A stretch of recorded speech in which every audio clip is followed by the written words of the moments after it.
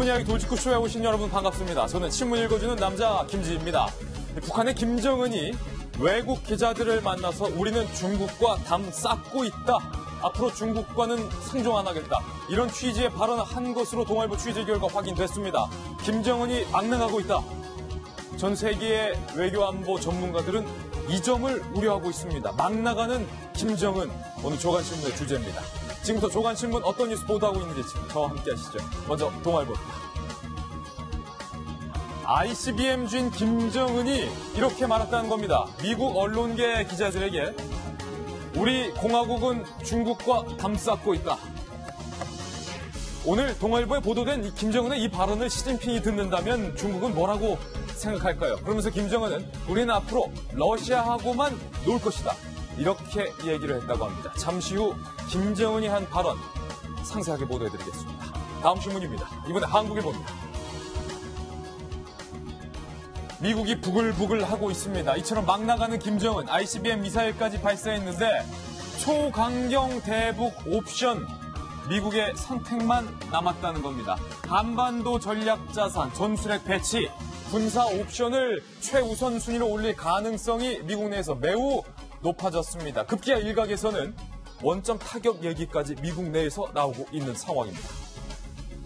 한반도를 둘러싼 긴장감, 북한발 이 긴장감, 문재인 대통령이 어떻게 잘 해결할 수 있을지가 가장 큰 과제가 됐습니다.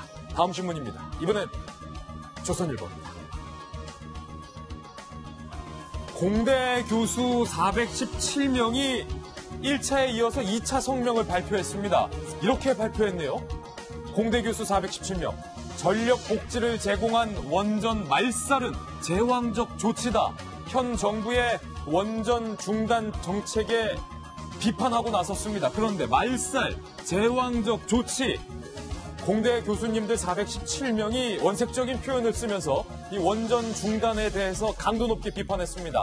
이번에는 미국계 외국대학 교수진들까지 참여를 했습니다. 1차 230명에 이어서 이번엔 417명입니다. 이처럼 공대 교수님들이 반발하고 있는 까닭은 무엇일까요? 아마도 정부와 공대 교수님들 사이에 이 원전 중단 문제를 두고 풀어야 할 과제가 지금은 많은 것 같습니다. 다음 신문입니다. 이번엔 경향신문입니다. 야3당이 이렇게 의결을 했습니다. 조대엽 내정 철회하라.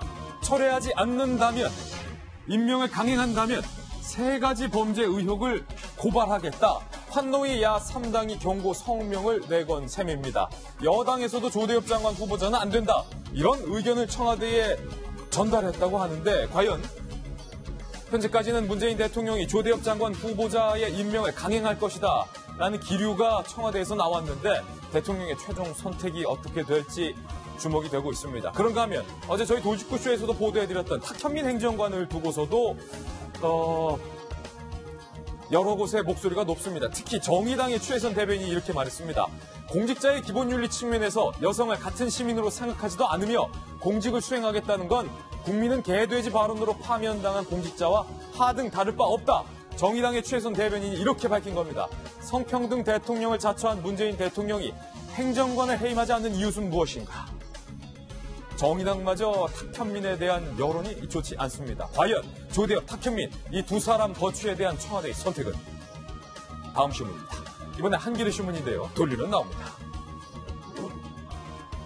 여당이 청와대에 무언가를 전달했다는 기사입니다. 한겨레 신문 보도 기사입니다. 청와대에 조대엽 우려 전달. 민주당이 이 조대엽은 진짜 안 될 것 같습니다. 라고 청와대에 우려 의견을 전달했다는 겁니다. 그러나 민주당 여성 의원들이 탁현민 행정관에 대한 우려 의견을 청와대에 전달했지만 받아들여지지 않았던 전례가 있기 때문에 민주당이 이번에 조대엽 장관 우려를 전달했다는 건 과연 청와대에서 받아들여질지 이번엔 다음 신문입니다. 이번엔 서울신문입니다. 그런가 하면 막강한 최순실이 두려웠다. 독일의 금고지기 역할을 했던 이상화 전 KB 하나은행 독일 프랑크푸르트 법인장이 이렇게 진술을 했습니다. 최 씨가 막강하다고 느꼈고 두려웠다. 막강한 최순실이 두려웠다. 왜 아니겠습니까? KB 하나은행 주요 인사까지 좌지우지했던 최순실의 실세가 다시 한번 이 발언에서 확인되는 순간이었습니다. 다음 신문입니다. 이번엔 중앙일보인데요. 역시 돌리면 나옵니다. 중앙일보가 르포 기사를 썼습니다. 녹조라떼. 낙동강보 수문을 개방한 지 어느덧 한 달이 지났습니다. 녹조라떼를 해결하겠다며 보 수문을 개방해서 물을 흘려보낸 지 한 달이 됐는데 과연 녹조라떼 어떻게 됐을까요? 한 달 만에 중앙일보는 더 심해졌다고 르포 기사를 쓰고 있습니다. 강정고령보선 녹조양이 작년에 무려 24배가 더 짙어졌다고 하는데 과연 보 수문 개방과 녹조라떼의 상관관계, 이번 기사로 다시금 논란이 짚혀질 것 같습니다. 오늘 수많은 이슈들 준비되어 있습니다. 여러분께서는 지금 고품격 뉴스토크 신문이야기 돌직구쇼를 시청하고 계십니다.